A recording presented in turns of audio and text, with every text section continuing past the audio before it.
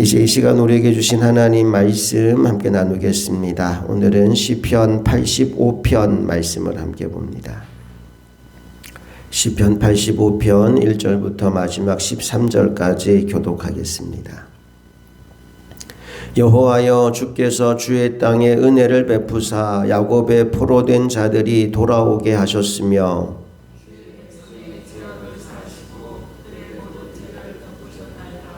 주의 모든 분노를 거두시며 주의 진노를 돌이키셨나이다.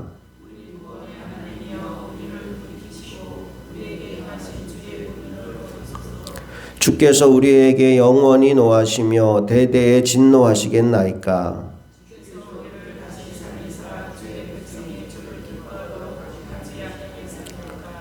여호와여, 주의 인자하심을 우리에게 보이시며 주의 구원을 우리에게 주소서.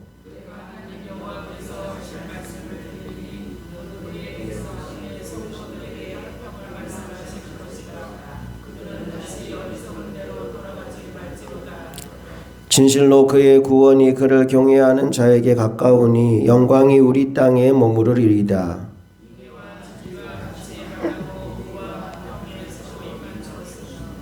진리는 땅에서 솟아나고 의는 하늘에서 굽어보도다. 함께 읽습니다. 의가 주의 앞에 앞서가며 주의 길을 닦으리로다. 아멘.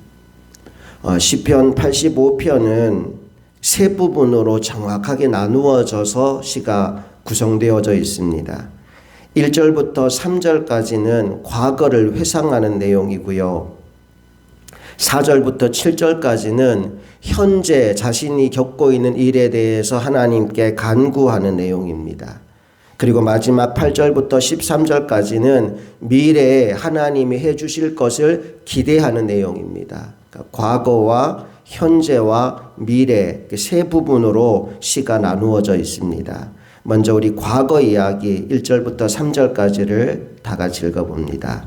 시작. 여호와여, 주께서 주의 땅에 은혜를 베푸사 야곱의 포로된 자들이 돌아오게 하셨으며 주의 백성의 죄악을 사하시고 그들의 모든 죄를 덮으셨나이다. 주의 모든 분노를 거두시며 주의 진노를 돌이키셨나이다. 다 과거형으로 적혀 있죠. 주님이 주님의 땅에 은혜를 베푸셨습니다. 야곱의 포로된 자들을 돌아오게 하셨습니다. 주의 백성의 죄악을 사해 주셨습니다. 그들의 모든 죄를 덮어 주셨습니다.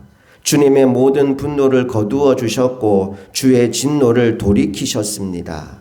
과거에 주님이 하셨던 일들을 회상하고 있어요.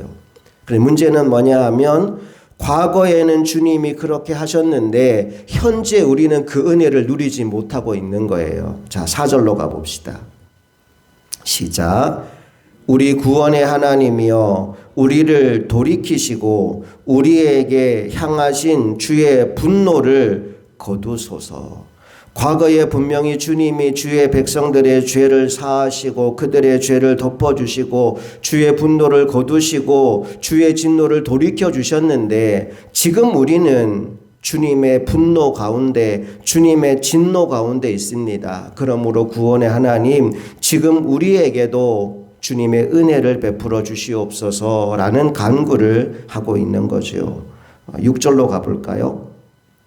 6절 시작. 주께서 우리를 다시 살리사 주의 백성이 주를 기뻐하도록 하지 아니하겠나이까. 우리를 다시 살려주십시오. 주의 백성이 주님을 기뻐하도록 다시 만들어주시면 안 되겠습니까? 라고 호소합니다. 7절 읽어봅니다. 여호와여, 주의 인자하심을 우리에게 보이시며 주의 구원을 우리에게 주소서. 인자하신 하나님, 우리가 오늘 주님의 구원을 누리기 원합니다. 현재의 문제를 놓고 간구하고 있어요. 마지막 세 번째 부분 8절 이하의 말씀은 이제 하나님이 행하실 일들, 미래에 주실 것들에 대한 기대가 담겨 있는데 어떤 기대를 하고 있는지를 함께 읽어보기 원합니다. 8절 다 같이 시작.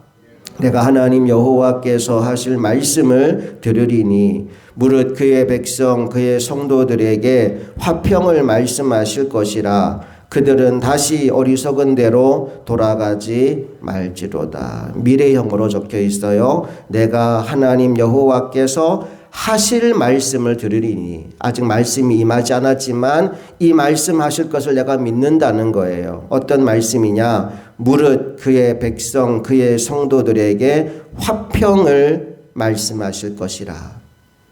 하나님이 우리 미래에 화평을 주실 것을 기대하고 있는 겁니다. 여러분, 문제가 생기면 마음도 어지럽고 삶도 복잡해집니다. 진흙이 있는 물통이라도 가만히 놔두면 진흙은 가라앉고 위에 물만 있어요. 맑아 보입니다. 근데 그 물통을 막 흔들잖아요. 그럼 어떻게 되죠? 밑에 가라앉아 있던 흙이 올라오면서 그 물이 흙탕물이 되어버립니다. 아주 복잡하고 혼탁한 상태가 되어버리는 거죠. 우리 인생도 마찬가지예요. 평소에는 아무렇지도 않고 그냥 잔잔했는데 누가 말 한마디만 하면 또는 어떤 사건 하나만 터져버리면 내 마음이 휘몰아치는 거예요. 저 밑에 가라앉아 있던 게 다 올라와서 막 휘감아서 나를 정신없이 괴롭게 만드는 겁니다. 과거에 하나님이 은혜를 주셨다라는 말은 이렇게 해석할 수 있어요. 내 인생의 모든 문제가 가라앉아 있어요. 그랬는데 현재 어떤 사건이 벌어져서 휘몰아치고 있는 거예요. 그러니 내게 지금 가장 필요한 것이 주님 주실 화평인 거예요. 하나님, 이렇게 올라와 있는 이 모든 것 다 가라앉고 주님이 주시는 화평, 주님의 화평의 말씀이 내게 임할 것을 기대합니다. 라는 기도를 하고 있는 거죠. 자, 또 무엇을 기대합니까? 9절 말씀으로 가봅시다. 시작. 진실로 그의 구원이 그를 경외하는 자에게 가까우니 영광이 우리 땅에 머무르리이다. 하나님의 영광이 우리 땅에 머무르기를 기대하고 있어요. 하나님의 영광이 우리 땅에 머무른다라는 건 하나님이 함께 하시는 겁니다. 우리 인생에 문제가 왔을 때 염려, 걱정, 불안함이 커지는 이유 가운데 가장 큰 이유는 하나님이 보이지 않기 때문입니다. 문제는 엄청나게 커 보이는데 하나님이 보이지 않으니까 염려와 걱정과 두려움과 불안함이 우리를 꽉 죄어오는 겁니다. 그런데 문제가 아무리 크고 심각해도 그 문제보다 크신 하나님이 보이면 그 문제는 아무것도 아닌 게 됩니다. 그래서 오늘 시인은 하나님의 영광이 그의 땅에 머무르기를 기대하고 간구하는 것이지요. 오늘 여러분의 인생 가운데에도 하나님의 영광이 함께 하시기를 주님의 이름으로 축복합니다. 자, 그렇게 복잡하게 막 정신없었던 내 마음에 화평이 임하고, 그리고 또 하나님의 영광이 우리 땅 가운데 함께하면 어떤 결과가 주어지느냐? 12절 말씀으로 가봅니다. 시작. 여호와께서 좋은 것을 주시리니 우리 땅이 그 산물을 내리로다. 아멘.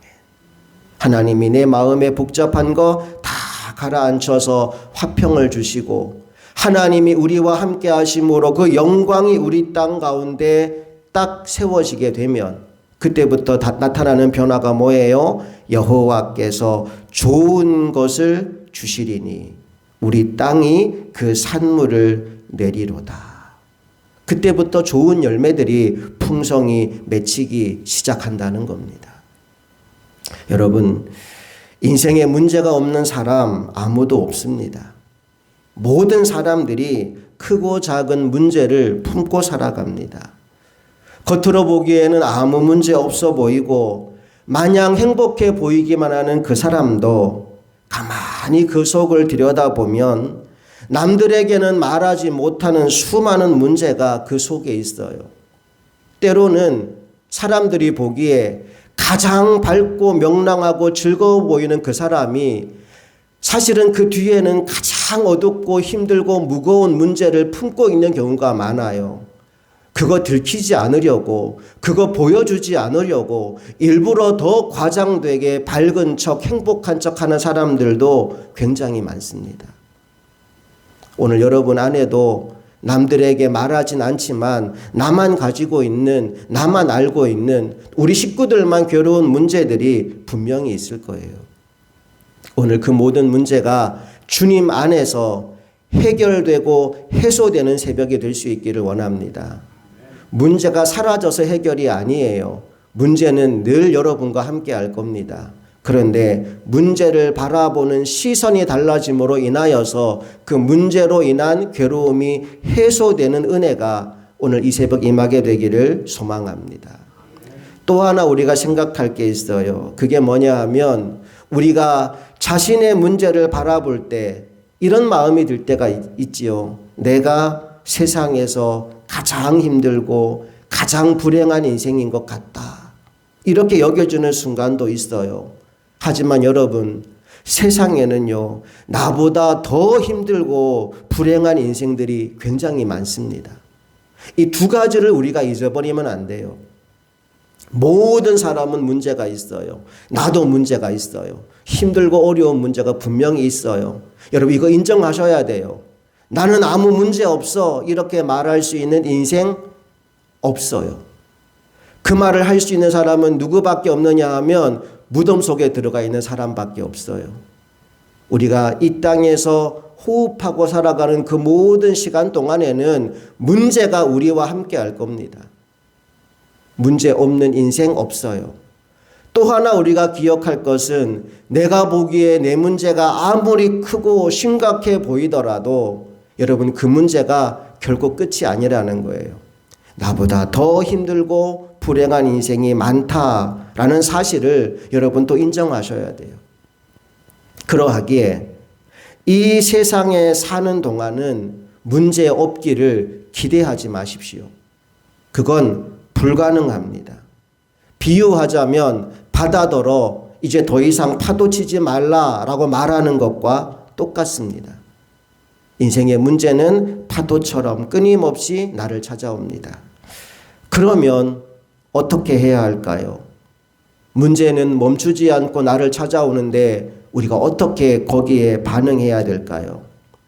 답은요, 그 문제를 대하는 나의 태도가 달라져야 한다는 겁니다. 첫째 달라져야 될 것은 문제를 바라보던 나의 시선을 거두어서 하나님을 바라보기 시작해야 한다는 겁니다. 그걸 다른 말로 바꾸면 기도하라는 거예요. 문제를 자꾸 생각하고 있지 말고 문제 때문에 염려, 걱정, 불안함 가운데 휩싸여 있지 말고 그 문제를 그대로 가지고 하나님 앞에 가서 기도로 주님께 맡기라는 거예요. 오늘 시인이 그거 하고 있는 겁니다. 인생 가운데 문제가 있어요. 그 문제를 가지고 하나님 앞에 와서 기도로 지금 맡기고 있는 겁니다. 이 새벽 우리가 해야 될 일이 그거예요. 내 인생의 문제는 끊임없이 찾아올 거고 지금도 있을 거고 미래에도 있을 거예요. 여러분 그 문제 생길 때마다 그 문제 때문에 걱정하고 염려하고 불안해하지 말고 그 문제 그대로 가지고 주님 앞에 와서 기도로 맡기는 여러분 되시기를 간절히 축복합니다. 두 번째 할 일은 뭐냐 하면요. 문제를 묵상하고 있지 말고 하나님의 말씀을 묵상해야 된다는 거예요. 기도와 함께 정말 중요한 것이 말씀이에요. 오늘 시인이 하나님 앞에 와서 기도할 때 뭐부터 시작했다고요? 과거에 하나님이 해주신 일을 생각하고 회상하는 것으로부터 시작합니다. 우리가 하나님이 과거에 하신 일을 무엇을 통해 알 수 있습니까? 말씀을 통해 알 수 있습니다. 하나님 아브라함에게 이렇게 하셨잖아요. 다윗에게 이렇게 하셨잖아요. 오늘 나의 인생 가운데에도 하나님이 그렇게 하실 것을 믿습니다. 이 고백을 하기 위해서 반드시 필요한 게 뭐냐 하면 말씀이 우리 안에 들어와 있어야 한다는 겁니다. 오늘 이 시편 기자가 하나님께서 행하셨던 일들을 기억하며 다시 한번 하나님이 일하실 것을 기대하는 기도를 올려드린 것처럼 우리 인생 가운데에도 하나님께서 은혜 베푸실 것을 기대하는 마음으로 말씀을 품고 기도의 자리로 나아가는 저와 여러분 모두가 되기를 간절히 소망합니다. 마지막 세 번째는요, 제가 여러 번 이 말씀을 드린 것 같은데 온도계와 같은 삶이 아니라 온도 조절기 같은 삶을 살아가기를 축복합니다. 온도계는 주변 온도의 영향을 그대로 받습니다. 이제 여름이 다가오고 있는데 더워지기 시작하면 온도계 수온주가 날씨와 함께 올라가요. 그런데 날씨가 추워지면 온도계 계기가 점점점 낮아져요. 무슨 얘기냐 하면 온도계의 수온주는 주변 환경의 영향을 받는다는 거예요. 이걸 우리의 삶으로 가져오면 문제가 생기는 순간 우리는 염려하고 걱정하고 불안하고 어쩔 줄 모르고 막 괴로워해요. 그러다가 문제가 사라지는 순간 하하호호하고 막 즐거워져요. 이게 온도계 같은 사람이에요. 내 인생에 다가오는 문제 때문에 이리저리 휘둘리는 삶을 사는 사람이 온도계 같은 사람입니다. 온도 조절기는 뭐냐 하면 에어컨에 달려 있는 거. 지금 막 34도, 35도 올라가는데 온도 조절기를 28도에 맞췄어요. 그러면 그 기계가 작동하는 동안 그 기계가 있는 그 공간은 온도가 점점 떨어집니다. 28도까지 내려오게 돼요. 내가 살아가는 환경을 바꾸는 삶을 사는 겁니다. 그 환경에 휘둘리는 사람이 아니라 그 환경을 변화시키는 삶을 살아가는 거예요. 나는 저와 여러분이 그런 사람들이 되기를 축복합니다. 문제의 영향을 받고 사는 사람이 아니라 문제가 가득한 그 환경을 변화시키는 삶을 살아가는 사람이 되기를 원합니다. 그 사람이 바로 오늘 본문 12절의 삶을 사는 거예요.